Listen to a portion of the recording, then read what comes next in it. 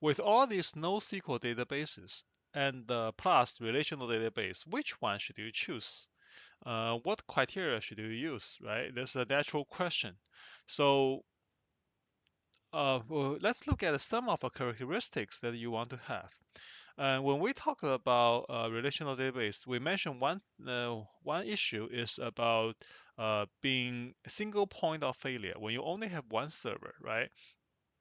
So some databases choose to, especially in the age of cloud computing, some databases choose to be distributed, which means they have multiple nodes or multiple locations. Of course, there are still some don't choose this way and still want to have a isolated or standalone server to run its processing. Now, for the former ones, these nodes, in order to provide enough of availability, the nodes must be far enough, right? If they are all in the same data center, they have to be in different racks. If they are, you can even further increase the availability by placing the nodes in different data center or even in different region. The problem with this approach is that if you put them far enough, so far the disaster cannot hit a disaster cannot hit all of them. That means there very likely you will have some network interruption, right? And here we use the word partition tolerance.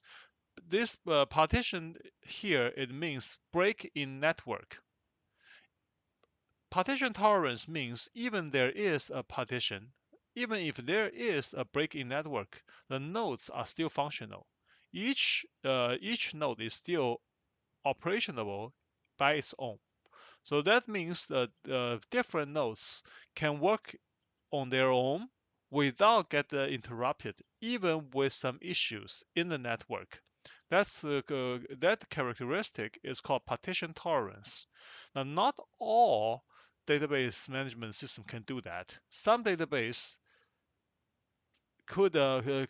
can simply will fail if by choice or by characteristics that it will fail if there's a network break.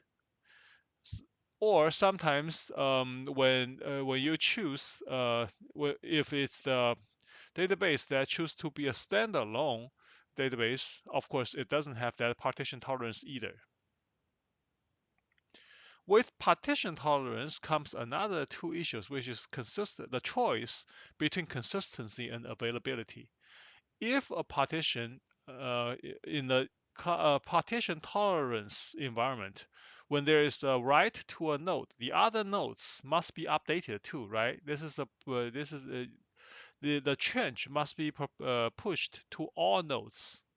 But between the initial write and the eventual consistency, there is a time gap. If your if your system is a partition tolerance, that means they are far enough that it could be could this time gap between the consistency state is noticeable in the computer world. For example, in the AWS world, the AWS relational database cross region can take up to 2 seconds. And this two in the computer world, these 2 seconds is definitely noticeable, right? Especially in high volume processing world. So between the initial write and the eventual consistent state, there is a time gap. How are you going to handle this time gap? That's the issue of consistency among different nodes and availability of data. If you choose consistency, that means you choose to no data will be available until all nodes are consistent, until the change is written to all nodes.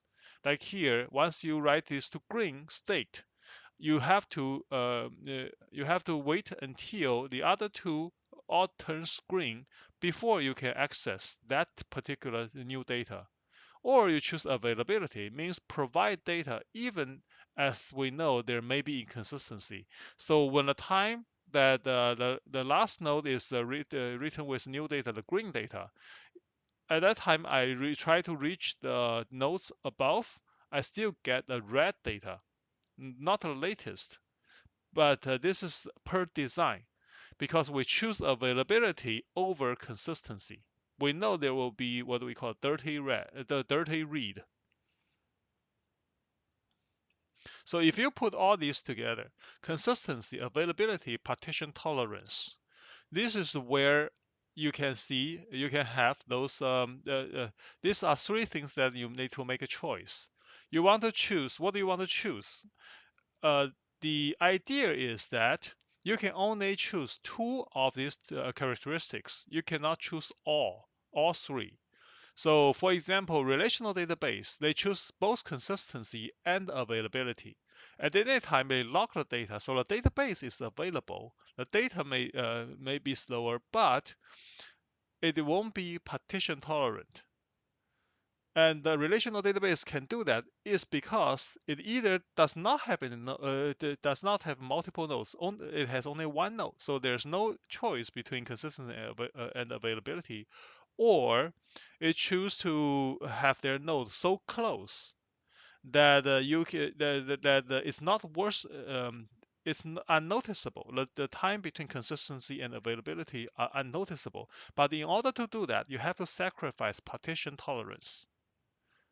On the other hand, something like DynamoDB choose partition tolerance and availability, but that means very likely it won't have consistency. When you write something to DynamoDB in East US region, very likely at the same time when you read from West US region or in Southeast Asia, you will read the dirty data, the old data. And similarly, for mega store or HBase or big table, they choose the partition tolerance and consistency, which means before all nodes are populated, this data will be not available. So these are the choices criteria. You need to consider which tool do you prefer, and if you choose to have consistency and availability over partition, then you choose relational database, right?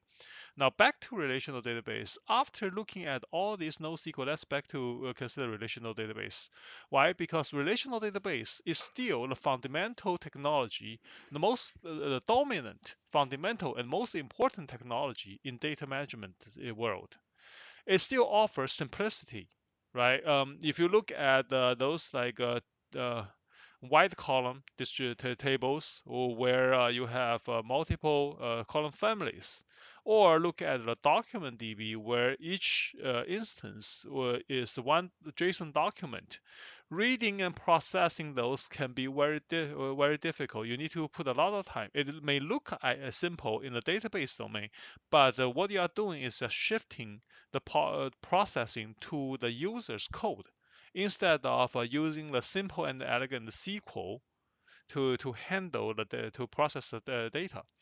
Relational database by defining tables as entity and relationship, by defining them as two-dimensional data set, achieve simplicity and make it very easy to figure out what the data elements are. Especially if you compare to GraphDB, right? We didn't discuss in detail what GraphDB is, but I'm just telling you this can be if you don't know what your relationship are defined, GraphDB can be a nightmare. And then it also offers atomicity, where data operation is at its lowest level, no embedded processing. Comparing to JSON processing, you never know whether you have already reached the end of JSON processing because each JSON document are key value pairs, and the value can be another JSON document. And inside that JSON document, there are more key value pairs. So this embedding can go several levels deep. Again, this is basically shifting the processing from the database itself to whoever is using this, right? And also, it's a declarative. Relational database is declarative. Before you start writing SQL, you already know what the SQL looks like, or what the relational database schema looks like. There's no need to worry about a low-level implementation. Comparing to other things like MongoDB or MapReduce, you need to do all the coding, right? And especially if everybody is doing coding, there's no problem. But the problem is, unfortunately or fortunately, relationship database has such a simple and powerful tool and standardized tool, which is SQL. So, and eventually, it's a matured product. Relational database is very matured. It's been here for 50 years. Nothing is unheard of. If you have any question, go to internet, check. Very likely you will find some spot-on answers. But for no for non NoSQL databases, if you ever try that, something like a graphic DB or like new databases, it's going to be very difficult to find the answer. So this is when we talk about advantage of relational database, right? We mentioned that when you have a wider audience, wider user base, it's easier to find answers, to get support, or get a replacement to a vendor or replacement employee. So this is not the case in NoSQL. Even competitors, even NoSQL database advocates agree. So that's why they move the NoSQL definition from NoSQL, absolutely NoSQL, to not only SQL. Many NoSQL systems these days still using relational modeling for the conceptual design, and new tools and old tools are adding SQL support, like Azure, like Cassandra, Spark. They all started as NoSQL tools, but eventually they gradually add support for SQL to a certain degree. And finally, NoSQL databases have been successful in many areas, but all these are like a small niche market where relational database cannot handle. So far, there's no NoSQL database has been successful in all areas as a generic database platform. That's the job saved for relational database. So with that, the new future prospect is relational database will still serve the majority and most common cases, but there will be a lot of different NoSQL and big data technologies, each will find their niche market. There will be fierce competition in each niche market, and each technology will try to break into other markets. So this is my prediction, my personal prediction. I think I made this prediction 3, 4 years ago, and it's still valid. Looks like it's still valid today, and I hope it will still be valid in the future few years. And but no matter what, we already talked about the cap triangle, right? You can you can choose your database based on your need, but how do you learn a new database though? If you have a new data, but no matter what the DBMS is, whether it's a relational, key value, document, etc., or what your processing tool is, the life cycle of a data in any computer system is the same. You have to create that first, read it, update it, and delete. This is life cycle. It has to be created. And then during its life cycle, you can read, you can update, eventually you will delete it. So any database for any new technology, the only thing you need to do is to understand how it carries out this CRUD or CRUD operation. For SQL, it's the create, insert, select, update, delete, drop statement. For MongoDB, you use, insert, find, update, remove, and I'm pretty sure you can guess what they do based on their English name, right?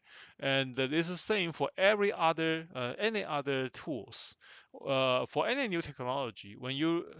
Because I'm pretty sure in the future at work you will run into some new data tool that you never used before and nobody has teach you before. What can you do? Instead of get panic and scream, you can just check how it carries out this CRUD operation. how do you create data there? How do you read data from that tool? How do you update data using that tool? And how do you delete data using this tool? Some tools, especially analytical tools, can only read, but that's fine. For full life cycle of data management, still it sticks to CRUD. If you get a tool and it says I don't do C and I don't do U, I don't do D, I only do read, that's fine too. But this CRUD, this CRUD operation, is uh, the simplest, but the most comprehensive um, summary of what you will do in the database system, and that's what you need to learn anytime you want to learn a new technology.